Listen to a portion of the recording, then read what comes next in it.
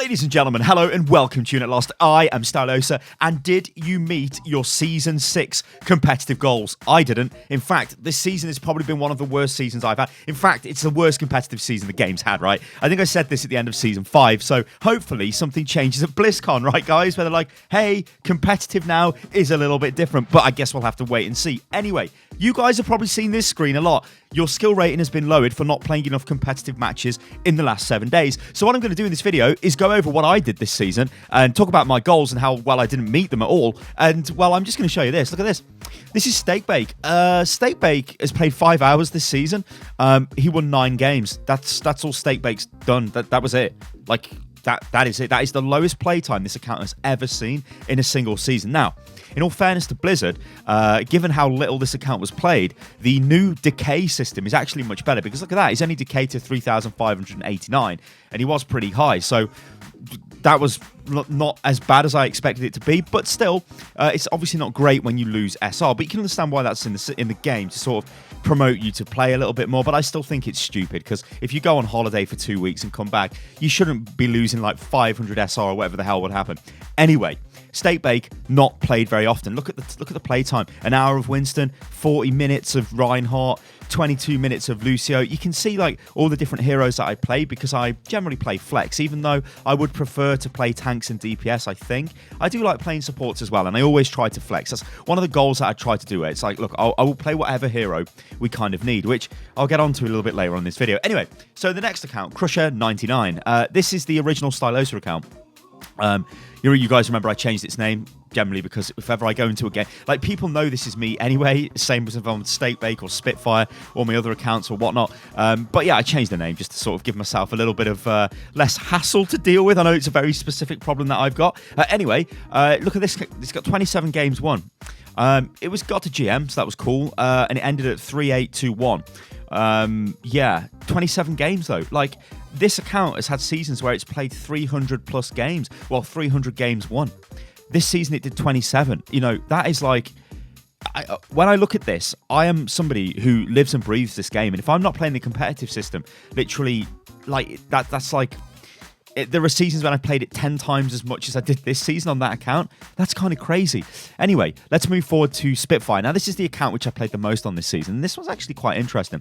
You'll see this one never actually got to GM, but look, it's got 128 games won. It's got 52 hours played on the account. So still, when we look at these three accounts, we've got 52 hours, we've got 13 hours, we've got 5 hours. So still, it's a decent chunk of time. But I was like going into the hundreds of hours on one account alone, even into Season 5, and the seasons before even more. So what exactly is going on here? Like, what happened with this account? You see, I can't really explain, because if this is the same player who's playing at, like, you could argue like a higher level, yet cannot get to that level on other accounts, what's going on? And this is kind of the problem with competitive, right? Like, my goals this season, as we just jump into some gameplay footage here, my goals this season were to get into top 500 and just focus on one account. I actually managed to get into top 500 last season on the account that I never speak about, but this season I've not managed that at all. I think Steakbake is actually the highest account that I ever got. All of my other accounts didn't really manage that, which, yeah, I like. And as I say, the account that got into top 500 last year, I haven't even played this season. So, I mean, what does that tell you? Anyway, what we're seeing here is a bit of competitive gameplay footage. Now, I'm playing Mercy. Now, you guys know, we've covered Mercy to death, and she's changed competitive, and so has Junkrat. That's why I wanted to show you this gameplay footage. I think I've used some of this footage in videos on the channel, possibly in the last couple of days, but the reason why I want to go into detail on this, because it shows us actually a lot as what's going on here. Season 6 is the spam Mercy meta. That's what it's been.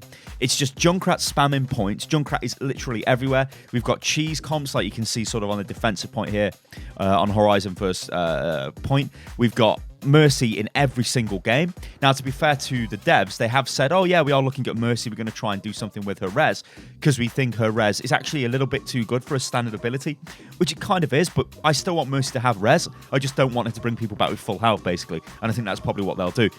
So that'll keep Mercy fresh and decent, and still pretty playable, I think. But Junkrat is the other one, and he's kind of the one which has gone under the radar. Junkrat, he is very effective, right? He cannot be dived, which is another majorly powerful thing with Junkrat. When Tracer or when Genji try and take on a Junkrat in close quarters, they are dead because you can double concussion mine them and they're gone. So I expect something to possibly happen with concussion mines damage maybe in the future. But anyway, why else was this season bad? Like in terms of the meta and the way it goes, right? I didn't think it was that bad this season because there was a lot of different viable heroes. Like, you've seen a lot of different tanks. I mean, even in this game here, like, you'll see Orisa. Yes, she only really gets played on Horizon and maybe some other specific points in other maps, but there is more hero diversity going on in this season. So that's a massive thumbs up and that's great. The big killer though, like when we look at the 3 pillars that they've got at the moment that they're focusing on for Overwatch, that's, well, the first one was mercy balance, the second one is competitive, and the third one is toxicity. It's toxicity that's a problem, and I've been on this topic for God knows how long, but the reason why this game has such an aggravated community is because you don't get to play the hero you want to play. This game is a perfect example. I do not want to play Mercy, right? But because you guys know what I'm like, I will play the hero that we need in the team at that time. So everybody locks in DPS. We've got, I think, like whatever this team comp is, it's not exactly ideal, although it looks like we did get a Zen at some point. So at least there was a second healer. Maybe had that from the start, I'm not sure. But I was essentially forced, and I hate to use that word, but forced into this support role. I didn't want to play support. I wanted to play Widowmaker. If you said to me, Sty, who did you want to play on the first point on attack? I'd be like, I want to play Widow because I want to try and get a couple of snipes and then we push in. I did select Widow to begin with, but then nobody selected a healer. And I'm like, oh, okay. So then I selected Mercy because the team chat were saying, like, guys, we need a Mercy. And I'm thinking, yeah, we do need a Mercy because she is pretty powerful right now. I'd like to play Anna, but, well, I've got to play Mercy. So I play Mercy. That mentality there, I'm not bashing Mercy players or anything like that, guys. Don't think I am. But that sort of being forced to do something you don't want to do when inherently this is your entertainment time. You know, you're playing a game. Like, imagine if you played soccer, right, or football. I hate calling it soccer. It's called football, right? You play 5-a-side. So this is, obviously, as the name implies, it's 5-a-side. 5 people on each team. And what you're going to do is you've got, like, a forward player. You've got maybe 2 defenders. You've got, like, 2 midfield or 1 midfield. And then, like, a goalkeeper, right? Imagine if you wanted to be the forward, but when you got down to the football pitch, they were like, you're going in goal because we don't have a goalkeeper. You might do it once, but I don't think you would keep doing it over and over again. And that, I'm pretty sure, is why, when we go back to the very start of this video, your competitive rating has been lowered because you haven't played enough games. I think that's why a lot of people just are turned off from competitive, because they will play mystery heroes where they just get random heroes because it's fun. They will play quick play. They will play in the arcade because they get to play the heroes they want to play. And this is a problem with Overwatch, like, just by design. It is designed to be this very alluring game with hero design. You look at these heroes and you think, right, I really like that hero. I like the way it looks. I like the way it plays. I'm going to play that hero. It's my in-game identity. Problem is, when you go into games and people are, it just literally comes down to who's got the fastest SSD. So if you've got an M.2 SSD, so one of the PCI Express SSDs, this is probably going over a lot of your heads, guys, if you're console gamers or whatever. But if you've got an SSD, which is a solid state drive, but a really fast one, you'll load into the game quick and you can select your hero before anybody else. So you can just basically I could, like right now for me, I could insta-lock if I wanted in every single game of Overwatch that I played in competitive. I could insta-lock Symmetra in every game. Nobody could stop me. My computer's fast enough to do it, and I could just do it. And then I could just go away and have fun. And here's the other crazy thing, right? You look at people who play off-meta heroes, right? They might have fun doing that, and that's cool. That's totally cool. Play the heroes you want to have fun with. But then that's kind of contradictory of me to say that, because it doesn't go with Overwatch, but Overwatch allows these plays to exist in the game.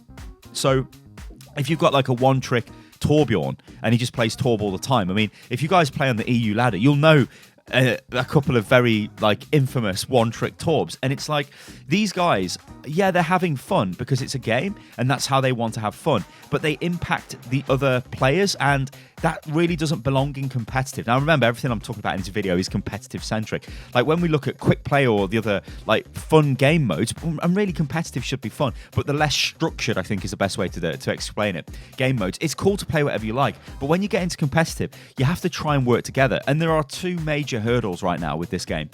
The first one is you're with random people you're probably never going to see again, unless you're at the very high end or the very low end of the ladder, right? More so at the high end of the ladder.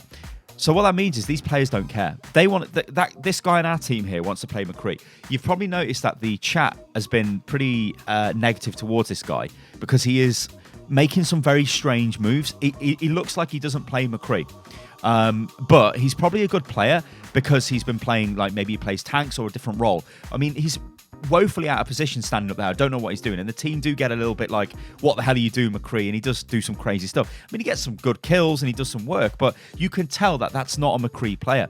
Now, here's the problem, right? When I moan about like a one trick, yeah, that's fine. But it's okay if it's a one trick tracer, right? Because that's like Tracer's fine to have in every game, but it's not okay if it's a one-trick Symmetra. But is that actually right, what I'm saying there? Like, it kind of is from like a meta point of view, but from just a pure gameplay from the player's perspective, what's the difference between Tracer and a Torbjorn main? They're still going to try. Like, I always still try and play with these players, but it kind of dawned on me as well, right? Am I a bit of a sap? Like, am I a bit of an idiot being the guy who feels like, oh, these guys can pick whatever heroes they like, and then I will pick the hero to try and help those guys have fun? You get what I'm saying? It's like, hang on a minute. Now, there's a competitive streak in me, and I do like to win the game. So it is fine for me in a way to sort of flex onto these heroes, and I kind of like doing it because, let's face it, Overwatch is my job. So when I'm playing all the different heroes, it gives me knowledge on these heroes. It means I'm not very specialized. Like, I'm not like some insane soldier player or some insane tracer player, which I probably could be if I just played on that one hero regardless. But because I swap onto all the different heroes, I've got a lot of playtime on different heroes, and it means that, yeah, while I do gravitate towards like a soldier or something like that if I can, I will play the other heroes if we need it. But all I'm doing is allowing people who are selecting their heroes just because they want to play that hero, not because of the team comp, well, I'm just enabling them, aren't I? It's crazy. But that's not me. That's not my fault. That's me trying to make the best of that situation. And I'm sure there's like literally thousands, probably hundreds of thousands of you guys out there that do the same thing. Things need to change with competitive. We need to, like, they have to do something to put players together that are willing, before they go into Hero Select, to form a team. And that's what I'm hoping happens at BlizzCon. I keep banging on about this, but we need a guild system or something. I mean, you see this Widow here that just got killed. This is the guy who was playing a tank and just swapped to Widow. And so they're having an argument now, like, what are you doing? Like, why aren't you playing Reinhardt? And the guy's forced back onto Reinhardt. Maybe he wanted to play Widow all along, but he had to play a tank because nobody did. You see what I'm saying? Like, this is not fun. This is insane for, like, it's crazy. Like, I'll go back to that League of Legends example I've, again, touted in multiple videos over the last couple of days. I am terrible at League of Legends, but I still got to play mid and I still got to play Ahri in all of the games I played in. And it was still a hero that could have had an impact, yeah? It wasn't like a total troll pick. I was still trying to do my job. That's fine. In Overwatch, you can just do whatever the hell you like, and there has to be some structure to the competitive mode. I want you guys to let me know if you met your goals. Just to recap what my goals were, it was to try and get into top 500, and it was to play on the same account, more so than just messing around on other accounts, just to get a better indication of what my actual like skill rating is. But I never did that, and I think I've explained the reasons why I didn't do that. Also, as well, I noticed obviously my overall playtime is down this season, and it's the lowest it has ever been in any competitive season. But it is. It was never like long play sessions. It was sort of play sessions that might have been an hour or 2 hours, and then I'd come off. Whereas in the past, I could play for 5-hour blocks, 6-hour blocks, and I can really get stuck into Overwatch. Kind of, that's not happening. Like, whether that's because the meta went in a weird way, a lot of Junkrat use, a lot of Mercy use, a lot of like weird tactics, a lot of people not really caring. The game doesn't really make them care, and stuff like that. I don't know. Guys, let me know what you think about this season in the comments below. Go into detail as well, because the only way this will get better is if we can have really good community discussions as well. All right, guys, I've been Stylosa. This is Unit Lost. If you enjoyed the video, then like the video. If you want to subscribe to the channel, then please do subscribe to the channel. You can follow me on Twitter as well, which I think I've just said, but I'm going to say again, at Unit Lost Gaming, and join the Discord, which is discord.gg/Unit Lost, which actually you can kind of use Discord to find like-minded players or players of the same skill rating as you, and maybe, like healers and supports, and you can form some sort of a duo or a triple Q or something like that. Anyway, guys, I'll catch you on the next one as I change my toggle beam connection to on because my fingers were hurting me. Toodaloo.